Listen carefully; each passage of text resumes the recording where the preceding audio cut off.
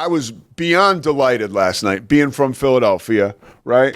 I'm kind of like on hiatus as a Sixers fan, so I can relate to Scotty a little bit because after the years of tanking, and the stories continue to come out with the Sixers, I think, most recently, I just heard, who was it? Oh, Roy Hibbert was an assistant coach with the Sixers during some of those tank years. And he was like, he was saying you couldn't even get Joel Embiid out to practice.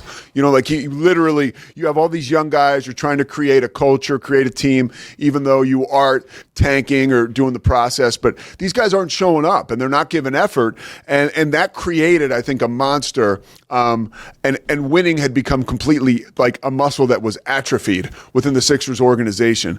And I would hope that we're on the backside of that, and a guy like VJ Edgecombe is turning the page when like a VJ Edgecombe and Tyrese Maxey and Jared McCain, like those are three young, bright stars with great attitudes that are a real reason for Philadelphia 76ers fans to get behind this Sixers team. Now, I don't know what you're going to do with Joel Embiid and Paul George, but maybe you find a way to have them contribute. I don't know, but it's almost impossible to put any stock in that.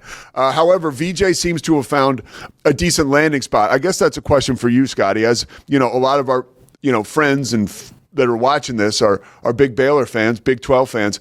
How do you think the fit is for VJ with the Sixers? There's part of me that's more optimistic about him being there than like when we talked about him maybe going to Charlotte or like I think there are more dysfunctional teams in the NBA or franchises over the course of history, obviously. That's another team that just needs their guys to be healthy, right? Same as my issues with the Mavericks. Is like, is Joel Embiid going to play this season, right? Like I think that's the issue. But like VJ, and they said this on the Paul Biancardi said this to us yesterday. Right? Yeah, VJ is a culture setter.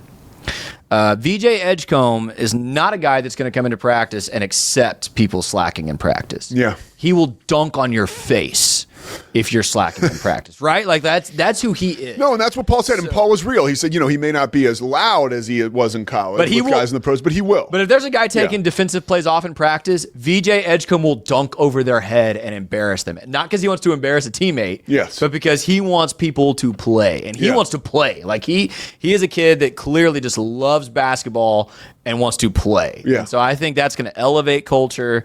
I think what's nice about him, and they said this on the broadcast last night, they're not bringing him in to be the guy, which I think helps. Yeah. Like, if he ends up being an all-star, whoa. Yeah. Awesome. That's great for Philadelphia.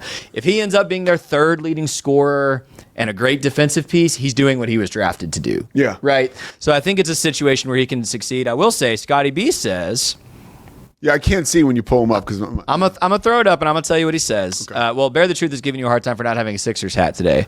I don't agree with Scotty B. What does he say? But I would love it. VJ might be a better player than Cooper Flagg one day. Oh, I totally could agree with that. That's an interesting take. Oh, 1,000%. If VJ Edgecombe can get his jumper to become consistent with that beautiful stroke he has, yeah, dude, he could be better than Cooper Flagg for sure. Okay. Really, because... Right.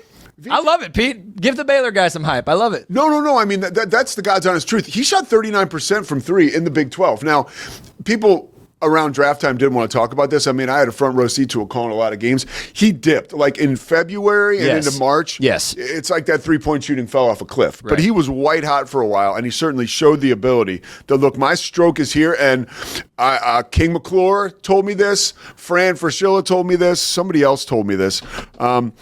Asking about VJ as a shooter, and I've shared this here before. When you look at his stroke at the free throw line and you look at his free throw shooting percentage, it's very clear that this is somebody who has the makeup and the bones and the work ethic to become a very good shooter. Yeah, it's not like you're correcting mechanics to get him to shoot well. It's just a get in the gym and practice against competition thing. Yeah, I mean, the Sixers, we're notorious for that, though. You can maybe come play for us. We'll change your mechanics and you'll never play again.